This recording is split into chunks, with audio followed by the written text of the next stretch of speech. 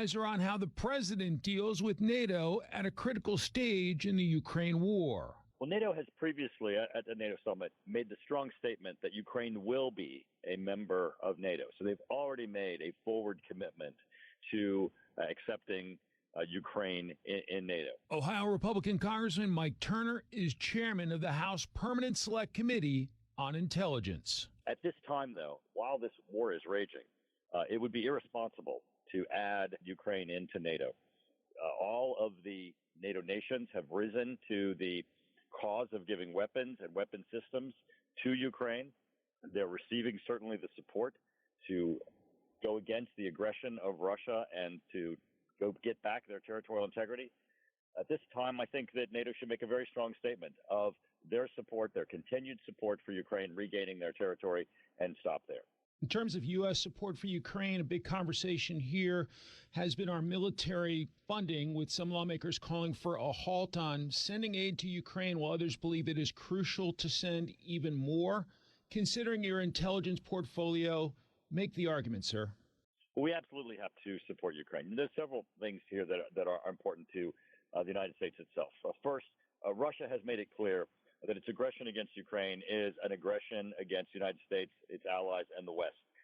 And Putin has made it very clear that he has no intentions, if he was successful in Ukraine, of stopping in Ukraine, targeting Poland and other nations that are firmly into NATO, including nations in the Baltics themselves.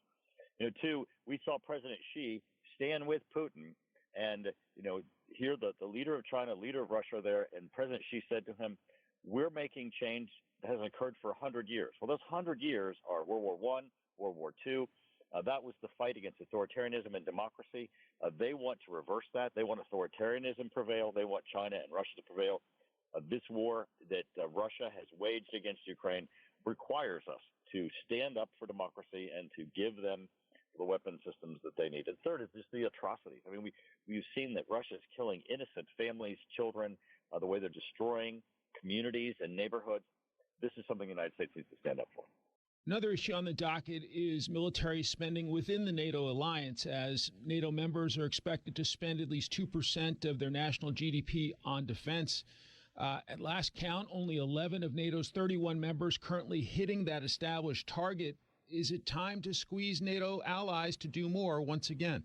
Absolutely. And I've served as president of the NATO Parliamentary Assembly, and we have certainly, at the U.S. delegation there, made the case that this is a commitment that each nation has made to each other, and that they need to rise to that level. In addition, though, I think there's going to be increased pressure to even exceed the 2% threshold that it was the prior commitment. Nations need to start filling their stockpiles. They need to start making certain that they have in their military the capabilities to be able to withstand a military incursion without just the United States showing up immediately. Looking at Russia right now, we were all really surprised by what we saw in terms of the Wagner Group's rebellion, and it revealed that Russia's troops, a lot of them maybe don't support Vladimir Putin and his actions in Ukraine. What are your thoughts about why and how this happened, and what do you believe this says about Putin's strength? What we certainly saw with the Wagner Group and Prigozhin's march toward Moscow is that they were able to leave Ukraine and go into Russia, which is a 12-hour trip to Moscow, and make it 10 hours into Russia. They could only have done that with support in the military. Clearly, Putin does not have the full support of his military. That certainly is in part because of the just horrific performance in Ukraine and the atrocities that are there. This certainly has weakened Putin. I think a lot of folks expected that Prigozhin would end up dead. So far, he has walked free for this, currently facing no charges for what Putin called an act of treason. Putin's not easy to go on punishment typically. So why do you believe he's letting Prigozhin off the hook? Well, I think he's not letting Prigozhin off the hook. I think that he doesn't have the power within which to take action against Prigozhin. I think he's concerned that to do so would weaken him further and could result in his own overthrow. And I think that certainly is probably the biggest evidence that Putin is in trouble. While there's no love lost for Vladimir Putin in this country, they do have obviously significant nuclear weapons. Was that a concern you had as you saw the situation unfolding over in Russia? Absolutely. We don't want chaos in Russia. I believe that there certainly is enough stability within Russia that if it looked as if Putin was going to be overthrown, that certainly a regime would rise up that would stabilize Russia, that we would not just have chaos.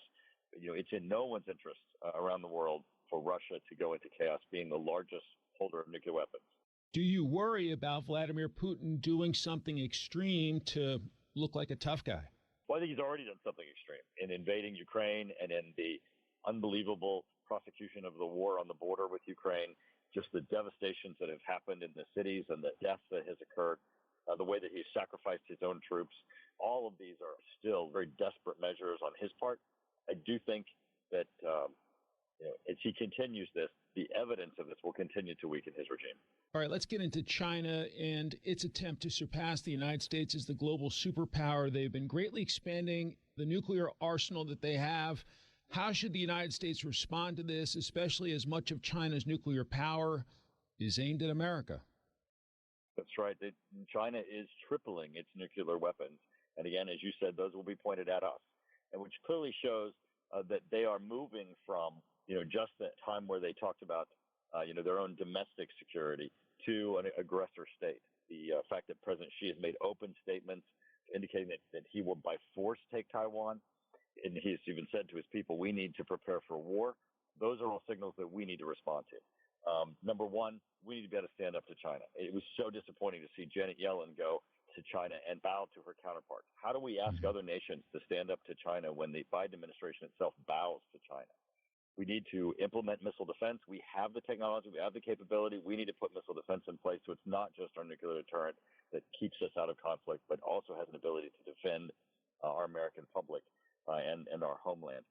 And then thirdly, we need to work with our allies to make certain that Chinese aggressive actions around the world are responded to.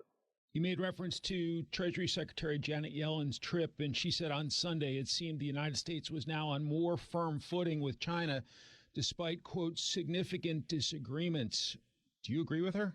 No, the only way you get there is by having the Biden administration completely ignore what China has done to the United States. We've had police stations here that were set up, in connections with the Communist Chinese Party to intimidate American citizens and Chinese residents here. You also have the spy balloon that flew across some of our most sensitive sites, and you have just a number of areas where China has indicated that the United States is an adversary. Ignoring those is the only way the Biden administration can say that they have a relationship with China that's back on track. In addition to the Treasury Secretary bowing to her counterpart multiple times, it seems like the Biden administration officials have been begging their Chinese counterparts to meet with them. Are we giving them all the leverage? Absolutely. The Biden administration, from abandoning Afghanistan to their complacency with China, really shows unbelievable weakness. And when you show to adversaries weakness, you're certainly only going to get continued aggressiveness by them. Another important issue when talking about China is chips. With many global semiconductor companies relying heavily on China, this issue has become a key role in the U.S.-China rivalry. How do you believe the Biden administration should act to strengthen America's stance on chip production, and do you believe the administration is currently doing enough? No, this is an administration that continues to restrain our ability to utilize our own natural resources, both in oil and energy and raw materials. This administration has weakened our ability to use our own natural resources. They need to open up, again, the United States resources so they can be applied to our industry and our own independence. There's a lot on the oversight agenda in Congress right now of the Biden administration. As you're about to come back into session, what are some of your key priorities? Well, from the Intelligence Committee, we're going to continue to hold the administration accountable in areas of being lax on China, certainly the threats on the border, of the fentanyl crisis, of drugs crossing the border, certainly supporting the continued initiative in Ukraine and ensuring that Ukraine gets the weapons that they need. The Biden administration continually has been behind the curve. At first say, well, we're not going to provide them this advanced weapon system, but we couldn't possibly do that. And then as the circumstances in Ukraine show and dictate, then ultimately the Biden administration will cough them up. And that's something that, Congress is going to have to continue to be the lead in this to ensure that Ukraine gets the assistance that they need. Previously in Congress, the House Intelligence Committee became quite partisan, which was kind of a break with tradition. It seems that you've been able to course correct to bring the committee back together to work in unison on America's priorities. How have you been able to do that? You know, it's a team effort. Jim Himes from Connecticut, my ranking member, and I have made a commitment, in part with the assistance of Speaker Kevin McCarthy and the Minority Leader, Joaquin Jeffries. They came to our committee and gave us a charge to make this change. Jim Himes has been a great partner, and really every member of the committee made a joint commitment to each other that this would be a bipartisan committee, that we return our work to national security. You know, it seems odd to say that we're going to turn the committee's work back to its core work of national security, but that is our goal, that is our job, and we are doing it. Always a fascinating discussion with Chairman Mike Turner. Congressman, thank you so much for your time. Have a wonderful week. Great. Thank you. You too, Mike.